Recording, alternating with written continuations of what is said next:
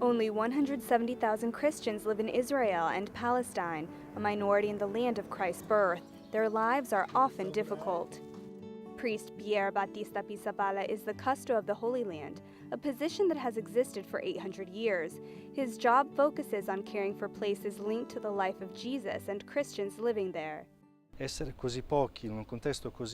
there are so few Christians, and they live in such a difficult situation in the Holy Land, it's much more difficult to maintain the identity and Christian character of the Holy Land and the Christian population there.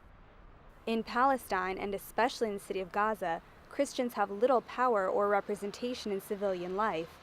In 2007, the owner of the only Christian bookstore in Gaza was kidnapped and murdered after being accused of Christian proselytizing. As we have decreasing public visibility, for Muslims, we're a reality that is increasingly distant and artificial. Transnational Islamic movements also affect the Muslim community in the Holy Land, especially in Gaza, and it makes the lives of Christians there more difficult. But we can't generalize. In Gaza, there is no direct persecution against Christians. Many Christians have chosen to leave their country in search of a place where all their rights are recognized and where life might be easier. It is an exodus of Christians from the Holy Land. The conflict between Israel and Palestine especially affects the less protected minorities, and most of all, Christians. The conflict makes many Christians leave the country in search of a better situation than they had in the Holy Land. According to the Holy Land Custo, achieving normalization for Christians will take time and patience, although it is an increasingly complex problem.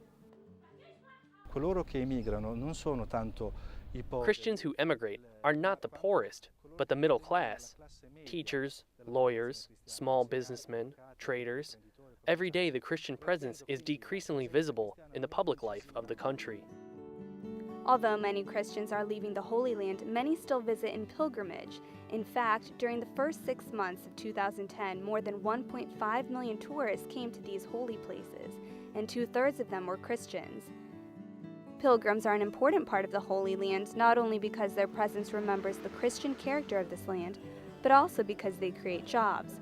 Hundreds of jobs have been created in Bethlehem with the construction of 5 hotels for pilgrims.